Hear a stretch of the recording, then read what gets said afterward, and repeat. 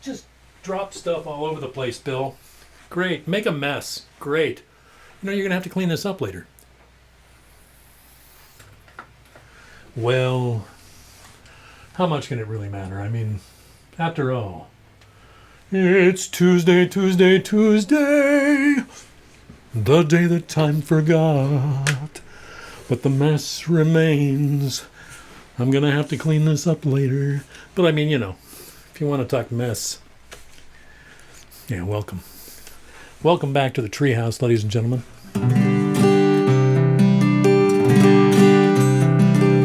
It's a casual place. For those of you who are not indoctrinated fully into the Treehouse motif, it's a casual environment full of casuality, casual people doing casual stuff in a casual environment that can be warm, it can be inviting, yes, but it's mostly just casual, so as not to cause any great difficulty, any hassles, man. Nobody wants to harsh anybody else's mellow.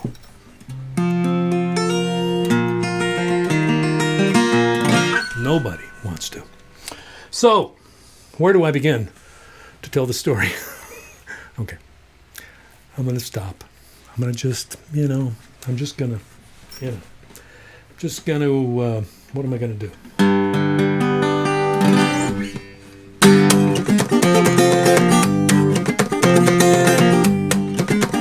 Think retail. During the holidays. Back in the days when that kind of stuff happened in the analog world.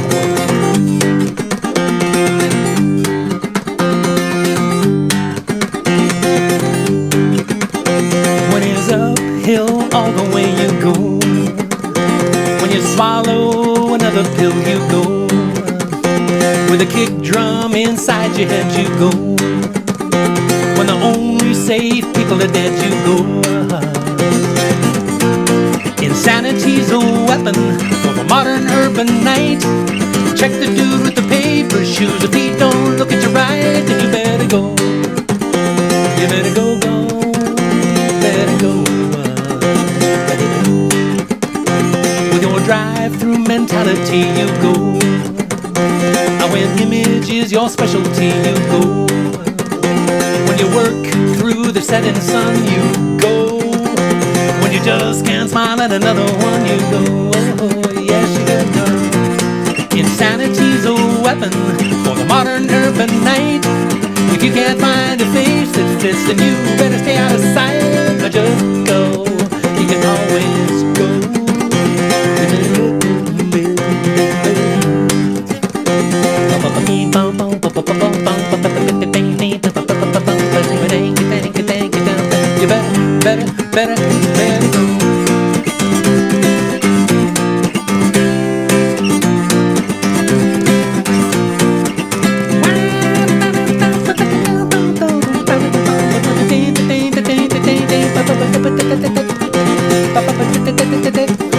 When you can't tell who's pulling the plug, you go.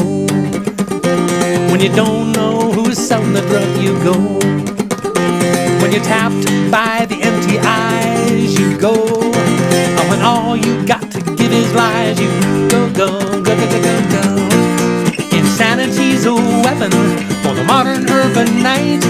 They're lining up just to knock you down. If you can't put up a fight, then you better go. You better go. You better go. You better go.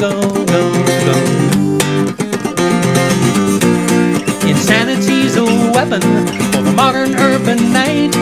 If you can't find a face that fits, then you better stay out of sight. Or just go. You better go. You better go. You better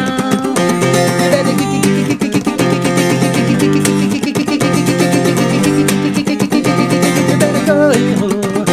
You better give a thumb. You better think. You better everything is talk about. Yeah, I had to burn off a little of the fumes that had risen to the top of the tank, just to kind of remind remind me of where I was, what I'm here for, what the real whole thing is about. Casualness. Casualness. Hey, let me introduce you to some friends of mine. Steve Norris. I got a package from Steve Norris, and look what was in it. Yes, we still got one over there in the Hall of Fame, back there on the shelf. You can see it. Right. No, right there. There it is. But Steve Norris, who lives in West Seattle, sent me a new CNP mug. And I thought to myself, I still got friends over there. Still got friends in West Seattle.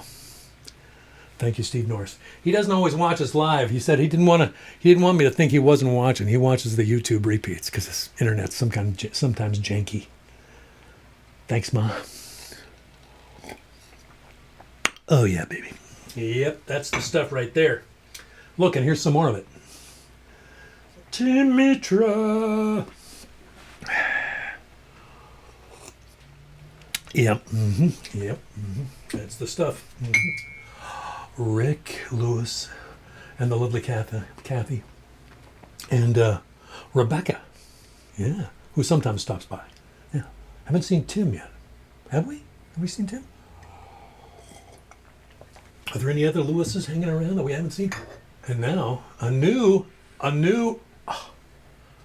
from Gary Schulstad, my brother-in-law, and his wife Mary, down in Portland. They sent that. Do you hear something? Do you hear a sound, a strange rattling sound, a weird kind of, what's this? It's another cup. What does it say? It says inspire. So we have inspire and we have create. I think we got it mixed up. I think I'm supposed to have the inspire one in. Okay, all right. The hand is here, ladies and gentlemen. The hand. Oh, I'll get that later. Hi. Little hand. I think I was making the hand a little crazy earlier tonight because I was a little nervous. Because, you're away for a week and you kind of, you feel like, oh no,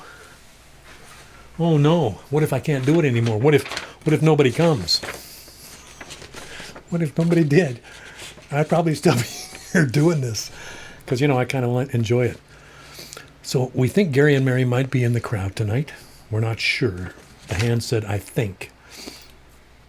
Scott and Rhonda Higgins definitely here, though. Hello, Scott and Rhonda. Let's see, who else have we got? Yes, we've got Alan and Dr. David Hicks here. Val Sanford in the house. Cindy Snyder's in the house. Holly Tuttle and Kim Nelson in the house. Jeff Steve in the house, another Whitworthian. Katrina Knight is in the house. Lori Trout is in the house. Lori. Lynette Hensley, which probably means Larry Baumgartner's here too. Yeah. And Monica Holverstadt, as we mentioned. Deb Seymour. Adam Hunt. Tom Rawson? Tom Rawson's in the house. Hello, Tom. Oh, my goodness. Boy, if I'd known all these illustrious people here, I might have started with something, with a song that's a little more sophisticated, a little more, poetically based. Gonna have to write me one of those. Yeah. I was trying to think of what to start with tonight. It was either going to be the one I did or this one. And I thought, well, I needed to shake the shingles a little bit. I needed to knock the snow off the roof. I needed to break the icicles off, So I went with the stomper. I started with a stomper because I had a stomper and I knew I wanted to play it. Because, I used to work in retail, and it was when I was working in retail that I wrote that song. It was when I was working in retail that I wrote things like Sacred Ground and Old Town and a song called Hard Questions and Go, and probably some other ones too. But Go was the one that was about retail.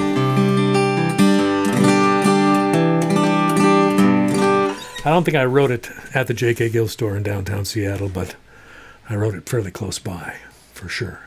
That holiday shopping, you're standing at the cash register and the line's going back through the store, and people have that kind of, December 23rd kind of desperation. that I know very well because I participated in it fully myself. I was probably standing behind the cash register saying, yeah, but I've still got shopping to do. I've still got shopping to do. You know, it was one of those kind of things.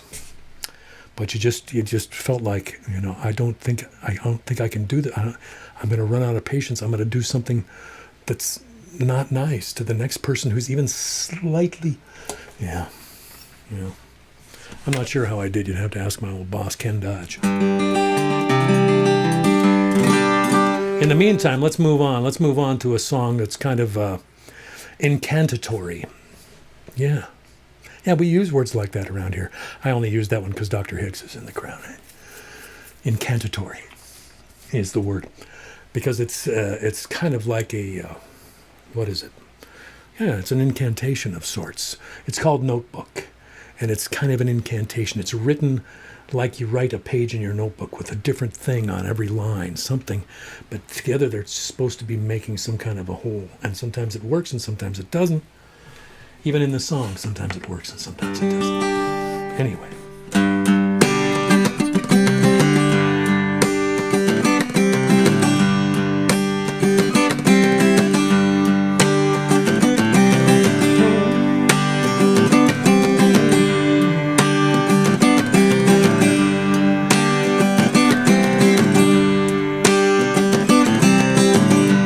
Haven for the waiting is a short candle for the night blind. Something there on the other side, a blue horse on a banker's bride. It takes you when you're looking away, takes the place of a sunny day. A winter wind up the leg of your pants, a swirl of snow on the curbside dance. Language of the bone beneath the skin, a way of looking at the day you find you in.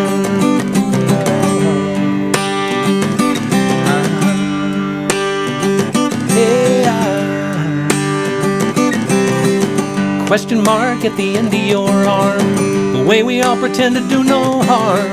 A slice of cheese on the kitchen floor, bad news at the sliding glass door. Gravel slipping off a dump truck, the bumpy road of your love. A taste of somebody's goodnight kiss, you jerk the wheel and you just miss. Language of the bone beneath the skin, a way of looking at the day you find you in.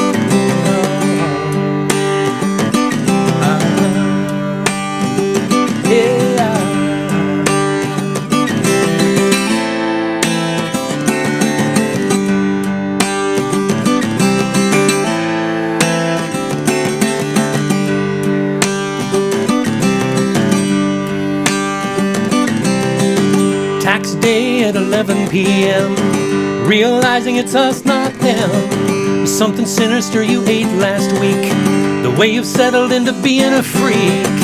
It takes you when you're looking away, takes the place of a sunny day. A winter wind up the leg of your pants, a swirl of snow on the curbside dance. Language of the bone beneath the skin, a way of looking at the day you find you in.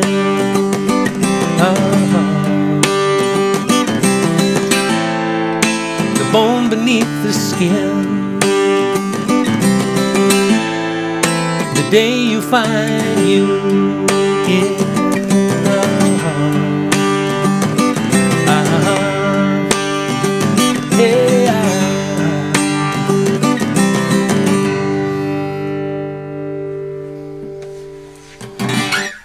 There you go.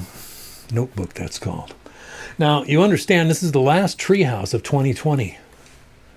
Treehouse concert number 34. Now, I know what you're thinking. You're thinking, you know, this is getting kind of old. I mean, it's just, you know, week after week, he's just dragging through the same list. He's got like 70 songs, and he's just, he's just cycling through them. That's what he's doing. Nothing new, nothing happening. The hand dropping by once in a while to drop off messages of glory, messages of intrigue, and what is that? Intrigue and what was I talking about? I forget. Oh, Gary and Mary are here. Thank you, Gary and Mary, for our new cups. Maybe they can tell. Have I got the right one? Should I be using the other one? I don't know. I can't tell. Anyway, Cindy Clark is here. Excellent. Joyce Hyatt. Kyle Gresham. Kyle. Got your note the other day. Kyle likes the headband. Thank you. Have you got one? Are you wearing one now, or have you been getting haircuts? I'd like to see Kyle Gresham with long hair. I bet there's other people in the crowd that would love to see Kyle Gresham with long hair. Linda Rosales is here from Colorado. Sally Green. I hope that means that Dan Roberts is watching too. And the kids, the pets, any pets are welcome. It's a good. I've heard that this is a good, like sleeping draft for pets. Helps them to nod off. Yeah. I was going to say laxative, but I don't think that would be quite as appealing. But there's nothing new here in the treehouse. I mean, sure, he puts up some lights. He puts up some Christmas decorations, but nothing new. Well, I have an announcement to make that I think might please some of you. Just want to say that as of 2021, nothing's going to change. It's going to keep being the same, the things that I was just mentioning. It's going to keep being that. So, tell your friends because they're going to want to know. Oh, yeah, he's just doing the same stuff. He's doing the same stuff, but, what can you do? I like doing this stuff. This is the only stuff I know how to do. So, cut me a break here. All right? Here's a song that I wrote when I was 35, which was almost 20 years ago. It was like 17 years ago. It's weird to think that 30 years ago I was in my 30s. That's weird.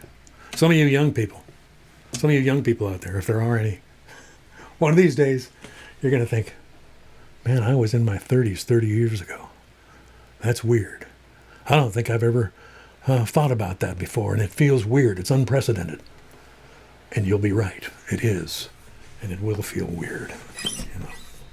But I still like this song. The song has gained in relevance over the years, even though I haven't updated the lyrics because, you know what?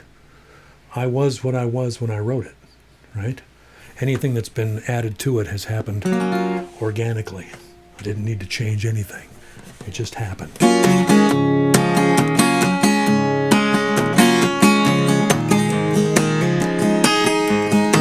Called The Wheel.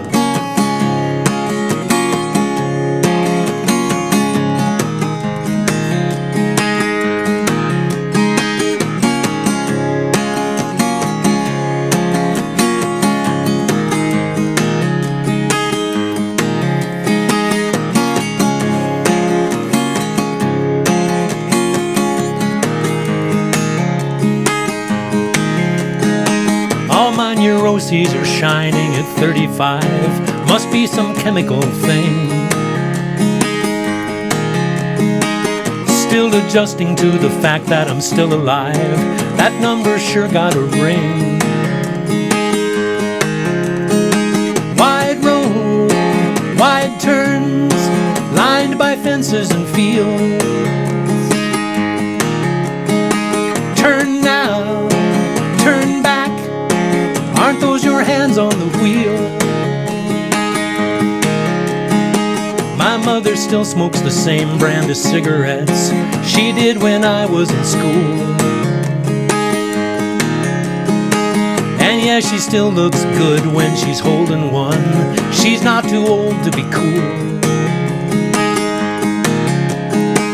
I guess I do dwell a lot on longevity.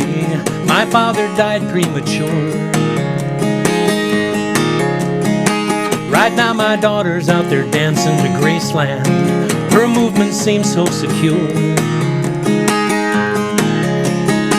Wide road, wide turns, lined by fences and fields. Turn now, turn back. Aren't those your hands on the wheel?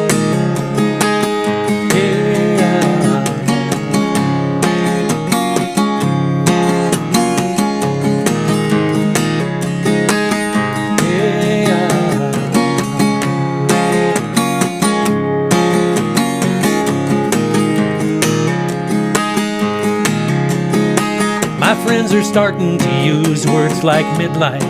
That scares the shit out of me. It's also frightening that a quarter of my time was spent in front of the TV. I guess I figured on a little more wisdom and fewer shots to the heart. We'd have this good green world back together now. Why is it still breaking apart? Wide road, wide turns, lined by fences and fields. Turn now, turn back. Aren't those your hands on the wheel? Yeah. Wide road, wide turns, lined by fences and fields.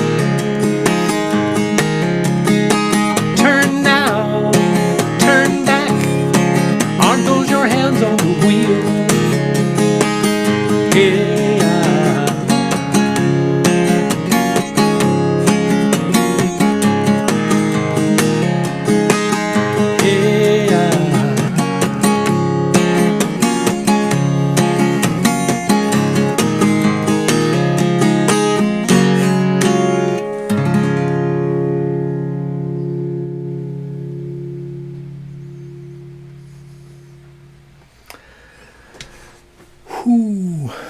I should tell you that the holidays are an interesting time of year for me. Every year in the holidays, I get sad. I get sadly reminiscent, right, of times gone by. My lost youth, when my kids were small, stuff like that. It's sad, but I don't feel cheated. I don't feel like anything was kept from me, like I didn't get enough of anything. I feel like I got a lot of everything. But I just, I think I've earned the right to be sad for maybe a while every year. And the holiday time, towards the end of the year, is a time for assessing and stuff. So we're taking all that stuff in. Speaking of stuff being brought in, it's the hand!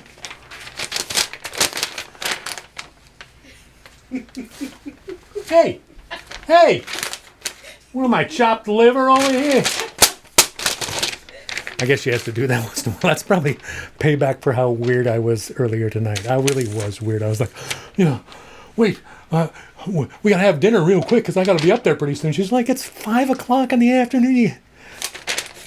And she's right, of course. But I get, But you guys know me by now. Kelly Murphy. Come on, Kelly. You know what I'm talking about, right? Marjorie Richards, Nancy Reinhold. Thank you so much for being here, you guys. Yes, we are doing a songwriting group tomorrow night. I just haven't sent the thing out yet. I'll send it out after the show tonight, I promise. Annie and Robert. Thanks for helping us get through 2020. Well, that goes both ways. I don't think I would have made it through 2020 without you guys. And that's serious.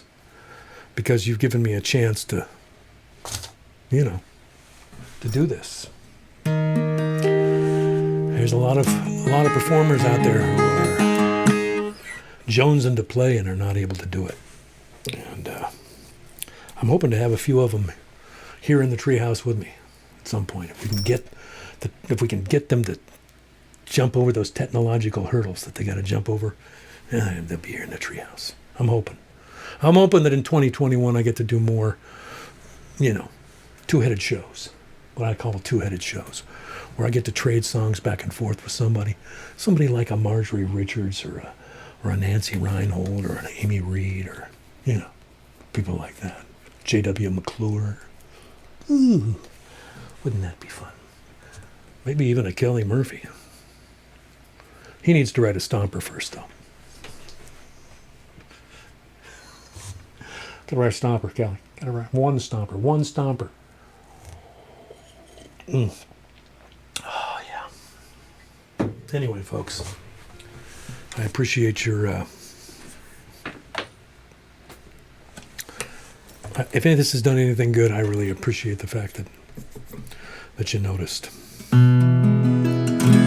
So, being in that reflective, kind of sad, kind of state of mind, and it's kind of a happy sad. It's like a sad that feels okay to be this kind of sad, because it means I've had a full life. I've got stuff back there that's worth missing.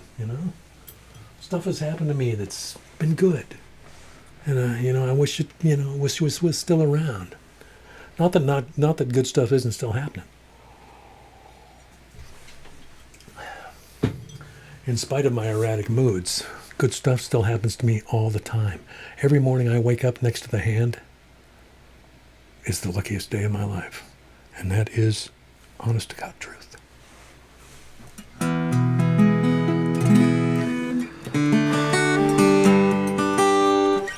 So what am I going to sing? I don't know. It seems like I should, after saying something that involved, I should have something ready. Like I was all kind of magically leading towards the next song. Well, I don't have anything like that prepared. I'm sorry. As you can see, nothing's changed. Everything's casual. But, as casual can be taken too far, don't you think, Bill? I mean, come on. Think about it. I guess I could play one of those songs about Bill being the self-critical guy. Yeah. It's been a lifestyle. We're used to it.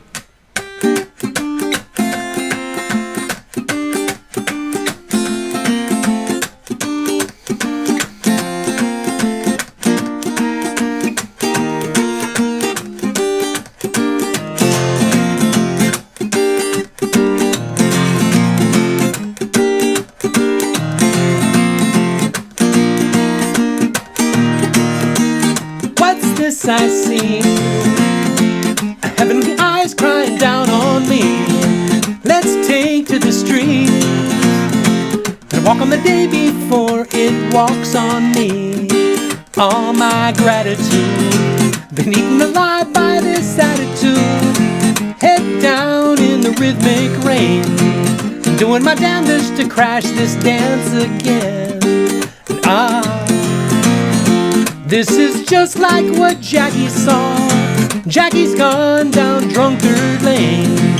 Jackie is gone, but I guess his eyes remain. Ooh,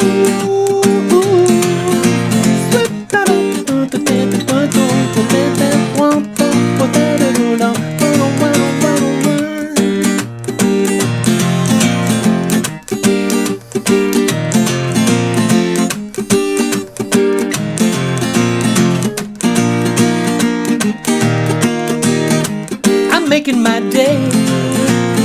That's what the crystalline mystics say. And who the hell are they? They're floating above the real world anyway.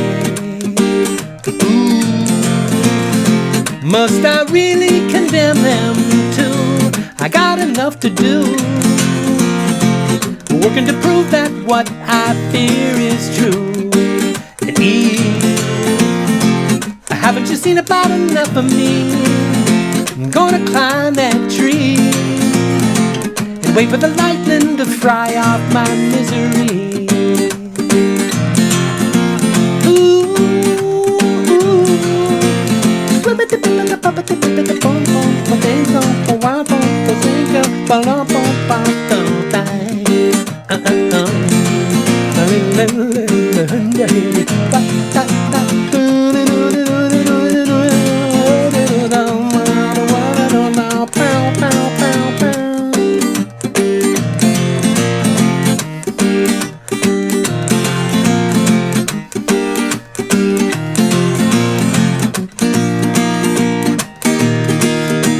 what's this I see? Those heavenly eyes are crying down on me. Let's take to the streets, walk on the day before it walks on me.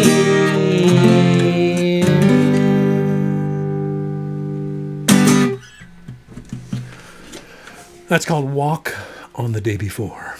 Yes, that's right, friends. Walk on the Day Before. Song was written in, where was that written? Berkeley, California. Yeah, one of the few songs that I've written away from home, away from the hearth and home, away from things like poetry break, poetry break, poetry break, poetry break. Whoa, hey, ooh. We spare no expense on the special effects, ladies and gentlemen. We spare no expense. Excuse me just a moment.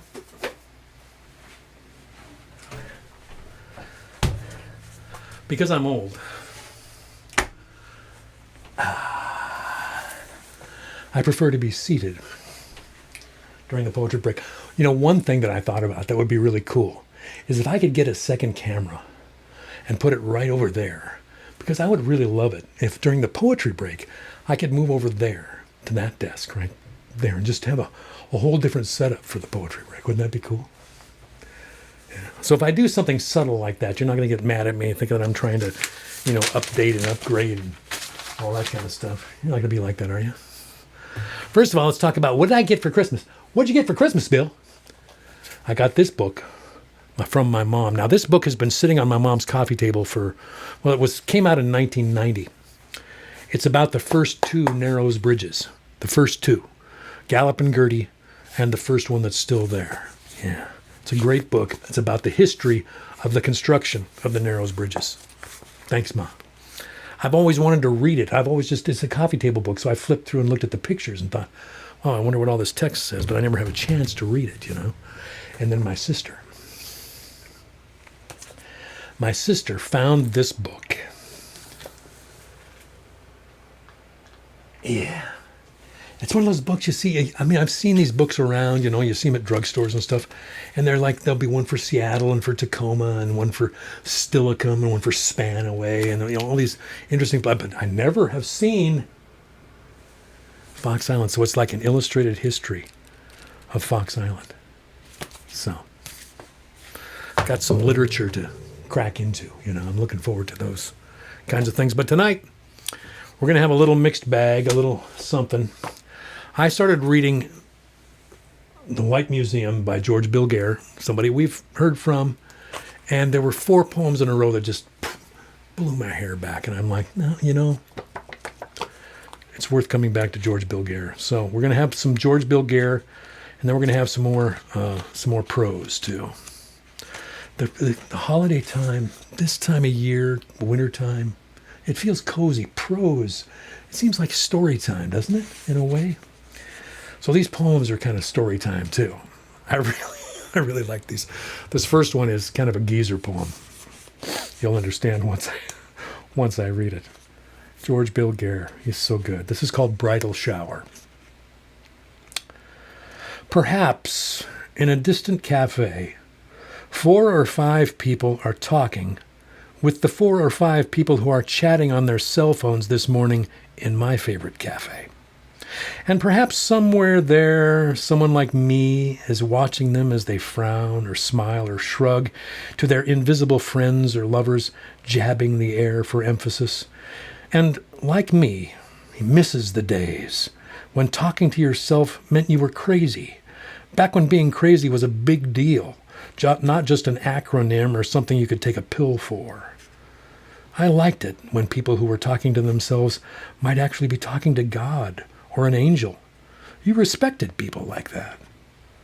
You didn't want to kill them, as I want to kill the woman at the next table with the little blue light in her ear, who has been telling the emptiness in front of her about her daughter's bridal shower in astonishing detail for the past 30 minutes.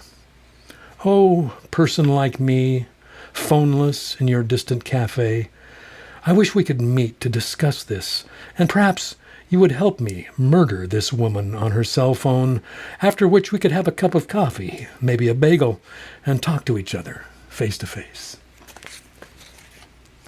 Geezer poem. I know, but I loved it. This one is like a perfect little short story. It's called Ardmore Tree Service. My neighbor down the street works for Ardmore Tree Service. His truck says it. His shirt says it. There's no doubt about it. I've seen him at the grocery store on a summer night, still in his tree shirt after work, sap on his hands, bits of leaf in his hair. He's been in a tree all day, high above the earth, at home with the birds and clouds, lopping this, pruning that, sometimes feeding a whole tree into the howling shredder. Hard work, and I don't begrudge him the six-pack in his grocery cart with the pork chops, nor the afterthought he ran back for, a bunch of daisies for his wife. I like that, and am reassured, pleased with the uniqueness of our whole species. Because if the sun blows a fuse, as it must one day, and we're toast, I don't think you'll ever see anything quite like this again. Trees and clouds, maybe, and even rain and lightning bugs in August nights, but I don't see the six-pack, the tall, cool ones with the picture of a mountain lake on the label, nor Ardmore Tree Service, nor the gift of the daisies presented dripping in their clear plastic sheath, ever quite happening again.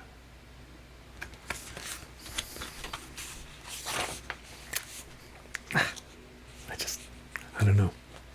Gives me chills.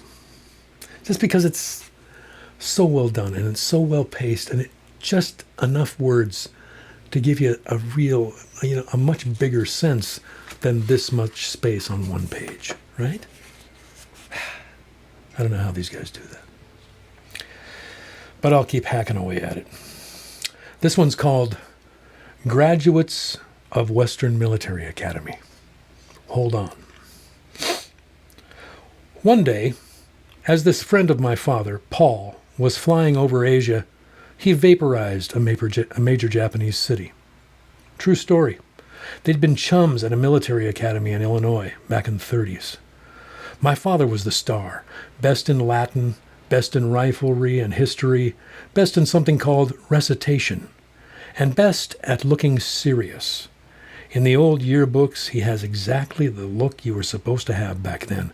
About 52% duty, 48% integrity, 0% irony. But somehow, all my father got to do later on was run his own car dealership. A big one, but still, while Paul got to blow up Japan, my father ushered in the latest models. Paul ushered in the atomic age. It seems unfair, but there you are. Paul had been an indifferent Latin scholar, weak in history and recitation. For these and other reasons, my father took a refreshing swim across a large, inviting lake of gin, and complete with strange boats and exotic shore birds, which resulted in his interment under some shady acres I occasionally visit. While Paul went on for decades, always giving the same old speech. Yes, he'd done the right thing, no doubt about it. He improved his skills at recitation and developed a taste for banquet food. To this day, he struggles with his weight. Did you hear that last line? Yeah. Last line that throws you right back into them. Okay.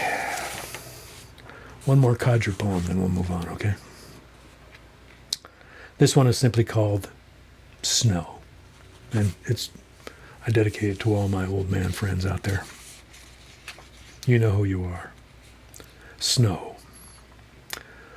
A heavy snow, and men my age all over the city are having heart attacks in their driveways, dropping their nice new shovels with the ergonomic handles that finally did them no good. Gray-headed men who meant no harm, who abided by the rules and worked hard for modest rewards, are slipping softly from their mortgages, falling out of their marriages. How gracefully they swoon, that lovely old-fashioned word from grandkids, pension plans, vacations in Florida. They should have known better than to shovel snow at their age. If only they'd heeded the sensible advice of their wives and hired a snow removal service. But there's more to life than merely being sensible. Sometimes a man must take up his shovel and head out alone into the snow. George Bill Gare. The book is called The White Museum. It's fabulous. It's fabulous. Fabulous. Now, a couple of weeks ago, I mentioned this book, String Too Short to Be Saved by Donald Hall. Now, Bill Willem thought I'd read from that book, but I didn't read from that book. I read from a couple of other Donald Hall books. I didn't even read from it. I just talked about it, how it had been sitting on my shelf comfortably all these years. I don't know when I lost the slipcover. I don't know.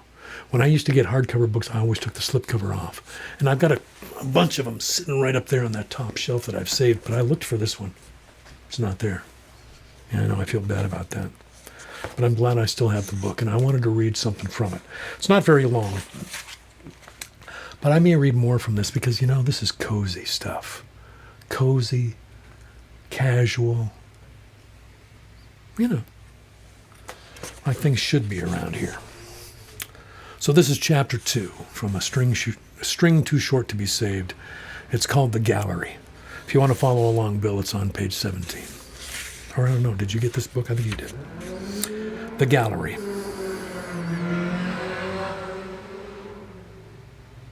I think your ride's here. My grandfather's father was John Wells, a blacksmith who lived on a hill 3 miles from the farm of my summers. My grandfather was the 6th of 9 children. He never intended to take up his father's profession, and when he was old enough, he came down into the valley where the villages were strung like beads along the railway.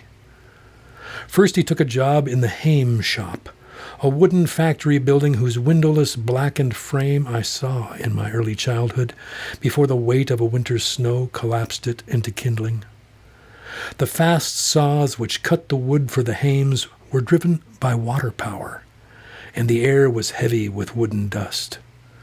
After 2 years, he coughed badly every night and knew he had to look for other work. He quit to take a job in a grocery store in Potter Place and later worked behind a counter in West Andover. He liked the jobs because he could talk with people all day while he measured the bulk flour, candy, sugar, nails, rope, molasses, and cloth. At night, he sat with the drummers in the lobby of the Potter Place Inn. Drummers are salesmen. He sat with the drummers in the lobby of the Potter Place Inn. He told me about those evenings, and I have an image of him as he was then, young and tall, with a full head of hair. He sits and listens and smiles, but rarely speaks. He has a cigar in his hand which keeps going out, and which he lights with large wooden matches. Soon he would give up cigars and never smoke again. Those evening cigars were almost his only experience of corruption. It was the time then, too, when he took his trip to Boston. With his brother Bill and 2 friends, he rode the cindery train to the city and watched Ted Lewis pitch for Boston and beat the New York Highlanders. I have heard the game in detail, 50 years after it was played. On the way back to the train, in a saloon near the new North Union Station, my grandfather drank part of a glass of beer. He didn't like it, and he never drank again.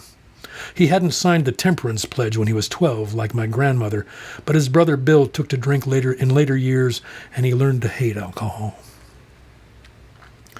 He had known my grandmother from Sunday school. Though we went to church every Sunday, he refused to become a church member until he was 70, and my grandmother finally persuaded him, because he said he was not good enough. My grandmother was the daughter of a big farmer and higher on the social scale than the son of a backcountry blacksmith. I think he was always conscious that he had married above himself. My grandmother had planned to be a missionary doctor, and when she was a senior at her high school, she was preparing to enter the Women's Medical College of Baltimore. Then her mother was suddenly ill, and the local doctor called the pains in her stomach acute indigestion. She felt better suddenly, and just as suddenly she fell into a coma and died. A later doctor shook his head and said, "Appendicitis, rupture, peritonitis." My grandmother's elder sisters were married. She could do nothing but abandon her dreams of Africa and stay home to keep house for her father. Benjamin Keniston's family lived first in a farmhouse off New Canada Road, but 20 years later, just before the birth of the last child, who was my grandmother, Benjamin bought the farmhouse I knew. He kept its Greek Revival front intact and added rooms and sheds in the back. Inside, he bricked up the fireplaces and replaced the small panes of glass with big ones. It was to this farm that my grandfather moved when he married, and as son-in-law took the place of the son who was not a farmer. My grandfather himself had not intended to farm, but it came naturally enough to him. Old Benjamin lived with them and even accompanied the bride and groom on their honeymoon. Though my grandfather began soon enough to do most of the work, Benjamin made the decisions for 12 years until he died at 87 in 1914. First my mother, then Aunt Caroline and Aunt Nin were born, and the three girls went to Bates College in Lewiston, Maine, on the sale of timber from woodlots. My mother met my father there. Though Caroline and Nan married, I was the only grandchild of Kate and Wesley Wells. And so I spent my summers on the farm, by choice and through love of the people and the place. My mother and father would visit for a week or two, but I stayed alone with my grandparents most of the warm vacation months between school and school. The farmhouse was white, and its shutters were the usual deep green of New England. The paint was good, even in the poorest times. My grandmother's flowers showed themselves against the white clapboard, especially in her favorite round bed in front of the kitchen windows. She could look at them while she cooked or washed work clothes in the set tubs. Across the yard, between the cow barn and the road, was a bigger garden which was bright with phlox and zinnias and petunias. Beyond was a pasture where the color changed as the wild flowers moved through the seasons. Yellow and orange paintbrushes at first, then wild blue lupins and white Queen Anne's lace, and finally the goldenrod of August. Mount Kearsarge loomed over the pasture in the blue distance, shaped like a cone with a flattened top. We sat on the porch and looked at garden, field, and mountain. The sitting room was crowded with flowers, too. Pots stood in a row beside the windows which gave on the porch.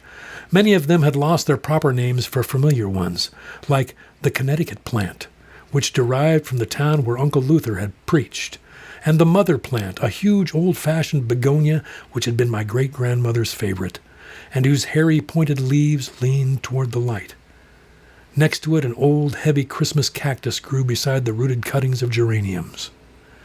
In the sitting room, with its low-figured metal ceiling, were a piano and a bookcase, a sofa, a radio, and 3 big chairs. My grandfather always sat in the Morris chair while he read in the evening, and I, if I was not pacing up and down, read in one of the easy chairs. The sitting room was cool in the summer, for the porch shaded the one row of windows. The low winter sunlight entered freely through the same windows, and an iron stove in the far corner burned cordwood to keep the room warm. Here and in the unused parlor, my grandmother kept a gallery of pictures of the family. Most of the faces belonged to men and women who had died before I was born, but I memorized their names and my grandfather's stories which gave life to the names. From the top of the piano and the bookcase, the rows of faces seemed to regard me as their survivor. Daguerreotypes, tinted photographs, yearbook groups in cap and gown, blurred brownie snapshots, field hockey teams, wedding portraits, silhouettes, pictures taken with the subject when the subject knew he was dying, automatic take-your-own pics, and the crayon drawings you can commission at county fairs for $1. There was even the old-fashioned photograph of a favorite cat, a little out of focus and indistinguishable from any other cat. The whole air of the conglomerate past spoke out to me. Even the school pictures of my mother and my aunts, with perpetuated a dead girlishness among old hairdos. To be without history is like being forgotten. My grandfather did not know the maiden names of either of his grandmothers. I thought that to be forgotten must be the worst fate of all. There you go. Little something from String Too Short to Be Saved. It's one of those great books to have on your bookshelf because then you can pull it out and you can just dip into it. Lots of little short vignettes strung together. Memories. Memories from somebody's childhood.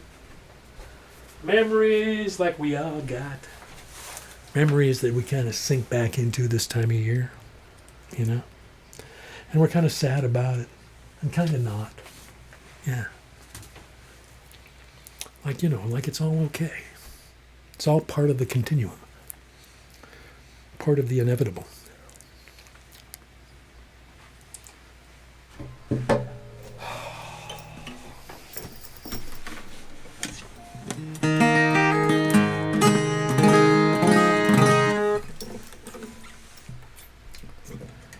Whew.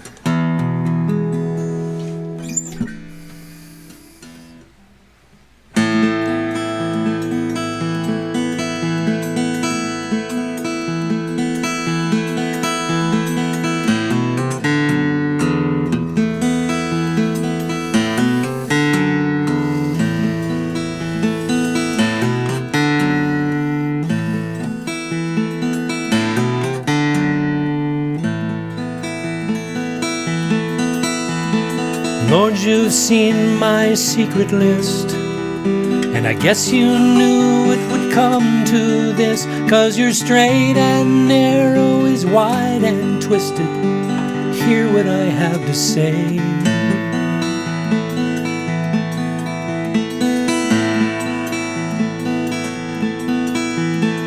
Promises are made of wood.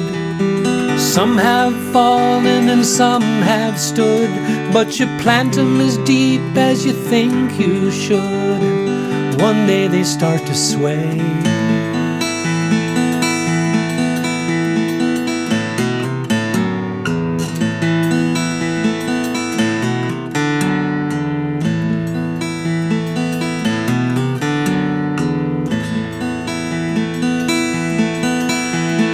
Yours is the breath where the wind does start. This is the storm blowing in my heart, and it's reached the place where the floodgates part. What will it wash away?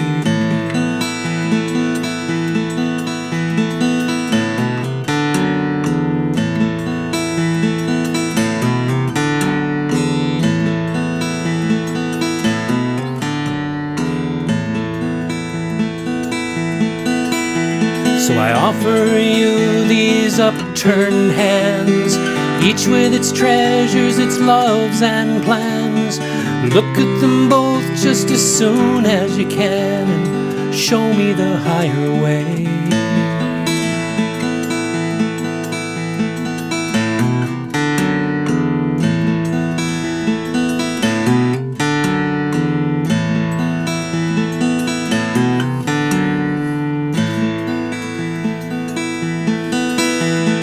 Lord, you've seen my secret list, so I guess you knew it would come to this, 'cause you're straight and narrow is wide and twisted.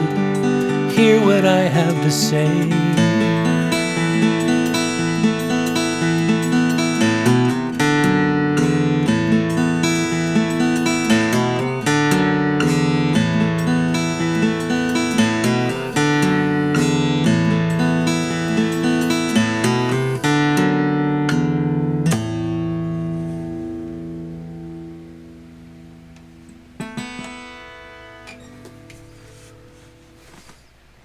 Bet you didn't see that one coming.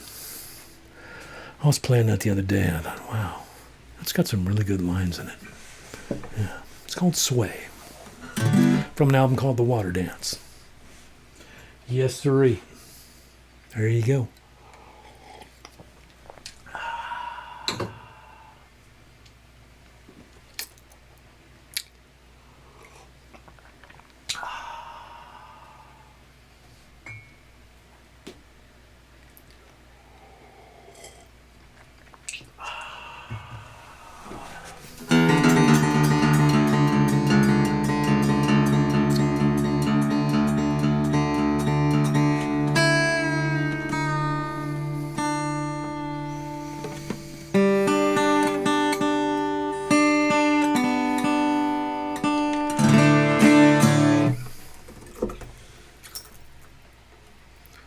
How's everybody doing? I haven't even asked. Are you guys okay? How you guys doing? I know. I know. Just for a moment. Just bear with me for just a moment. Hey there, kids. Everybody gather around the ICU2 TV set.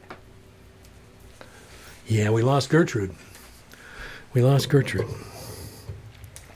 But it's time to talk birthdays. Now, I was doing birthdays there for a while, and then I stopped. Why did I stop? What's the deal? What's going on? Well, I'm glad I started again because we've got some illustrious birthdays coming up. Oh, yes, we do. Including this very day, Roland Birch, one of my oldest friends on the planet. Boom, celebrating his birthday today. He's leading the way. He goes first, then Tim, then me. I always bring up the rear because I'm I bat clean up. I like that. Yeah. Happy birthday, Roland. Also, Yvonne McClure is having a birthday today. Happy birthday to you, Yvonne. Let's see. On Thursday, I don't have any birthdays for tomorrow. Why don't I? Well, I don't blame. I don't. But Thursday, we got quite a list. Thursday, we have Ms. Demetra Swiger, the Mitra of Timitra, celebrating her birthday on Thursday. Also, Katrina Knight, who's in the house tonight, as well as Demetra, celebrating her birthday on Thursday. Demetra, Katrina, same birthday. Also, on Thursday, Holly Trout Cooper, who has spent time here in the treehouse. I don't know if she's here tonight or not, but Holly is having a birthday on Thursday as well. Happy birthday, Holly. And Babaloo Hogue, Bob Hogue from First Student, one of my old school bus driver buddies, is having his birthday on Thursday too. Happy birthday, Babaloo. Let's see, on Friday, Corin Johnson, another First Student friend, is having her birthday on Friday. On Saturday, Katie Rudman of the amazing local duo Headwind is having her birthday on Saturday. Happy birthday, Katie, angelic voice. Mick McCartney, Victory Music veteran, also celebrating his birthday on Saturday. Long may you wave, Mick. Let's see, on Sunday, the other half of Timitra, Timothy John Schweiger, is celebrating his birthday on Sunday. My oldest and dearest friend. We've been besties since we were 9 years old. Tim and I talk virtually every day. We're just like that, you know? Well, we're just talkative is what I'm saying. We can talk for hours about absolutely nothing. And then the next day we say the same stuff over again and we've each forgotten. So it's like, whoa, wow, we're really getting there now. Anyway, Tim's birthday is on Sunday, as is Donna Strepp, my stepsister-in-law, is having her birthday on Sunday as well. Happy birthday, Donna. Donna and Tim, you share that birthday, as does David McReynolds from Grumpy D's, a guitar player par excellence, is having his birthday on Sunday as well. Happy birthday to you, David. Monday, I got nobody. Couldn't find anybody. I guess nobody has a birthday on January the 4th. I don't know. Somebody's got to tell me. Somebody's got to figure it out. Somebody's got to let Billy Bob Bajingo know about this. That's right. Otherwise, it can all go to waste.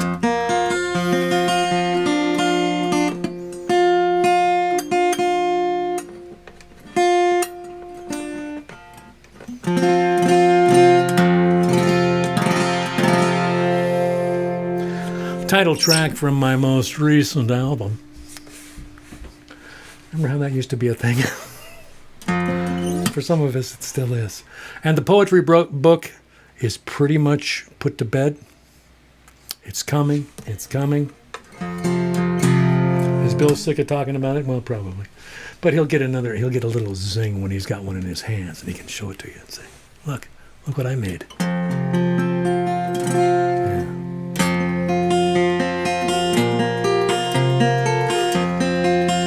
For the hand, a.k.a. Diane.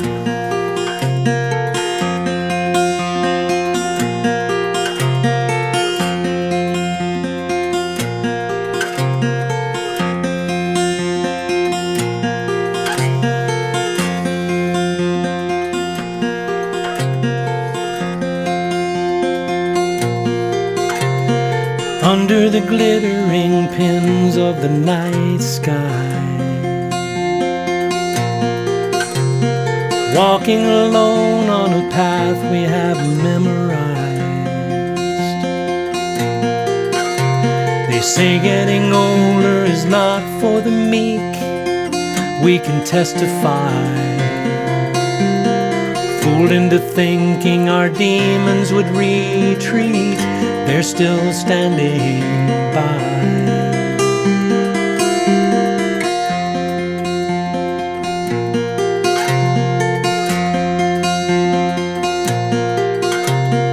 Whatever's left of my time I will give to you. Promises made in the past never rang so true.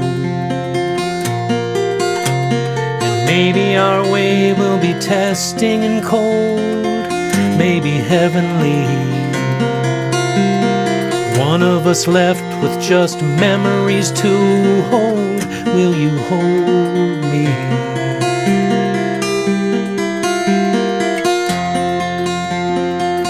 You will hold me.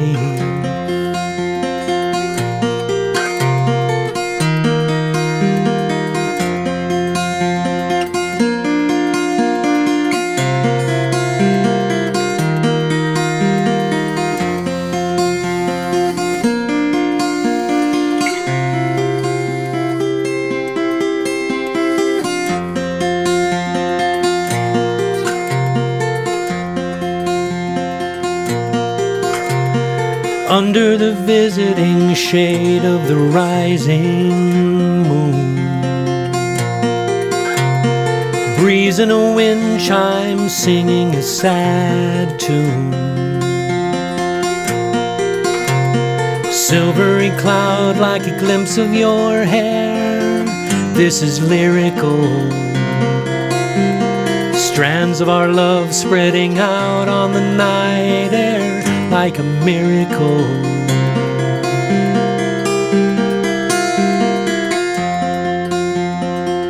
Like a miracle. Under the glittering pins of the night sky.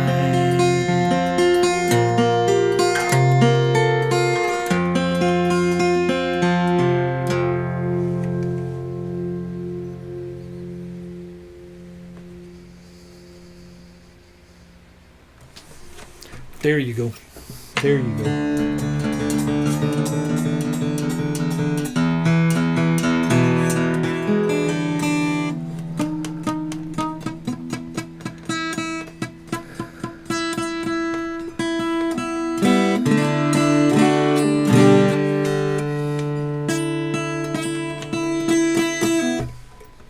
All right. There you go, folks. Treehouse concert number 34. Yeah. One more tune. I want you to help me out on this one. You know it. You know it.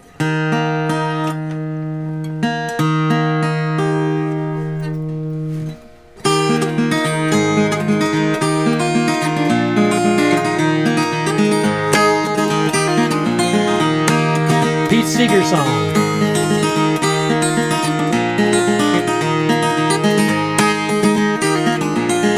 In celebration of the new year. Or maybe it's just hoping for the new year. Well, may the world go, the world go, the world go. Well, may the world go when I'm far away. Well, may the world go, the world go, the world go. Well, may the world go when I'm far away.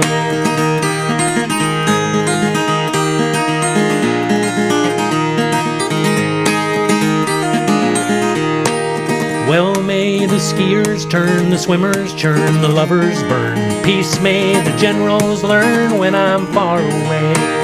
Well, may the world go, the world go, the world go. Well, may the world go when I'm far away. Well, may the world go, the world go, the world go. Well, may the world go when I'm far away.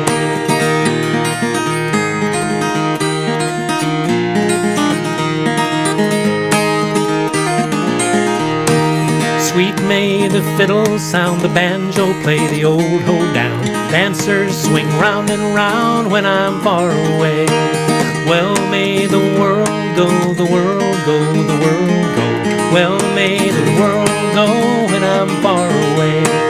Well, may the world go, the world go, the world go. Well, may the world go when I'm far away.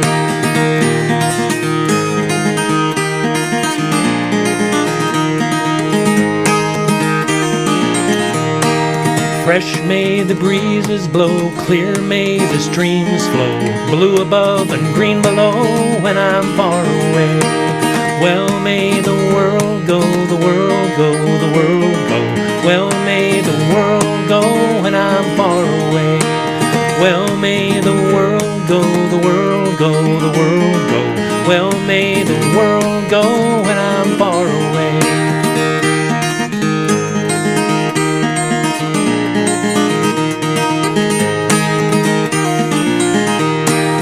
Well, may the world go, the world go, the world go. Well, may the world go when I'm far away. Well, may the world go, the world go, the world go. Well, may the world go when I'm far away. Come on. Well, may the world go, the world go, the world go. Well, may the world go when I'm far away. Well, may the world go, the world go, the world go. Well, may the world go when I'm far away. Yes, sir. There you go. Thanks for coming, you guys. Thanks for hanging out for most of 2020 with me. And here's hoping that you'll be back in 2021, as will I, going strong for as long as is necessary, and maybe even longer than is necessary. We may have actually already gone longer than is necessary, but it's still necessary for me. Okay? So thank you once again, and we'll be back next week. Same bad time, same bad channel. Thanks.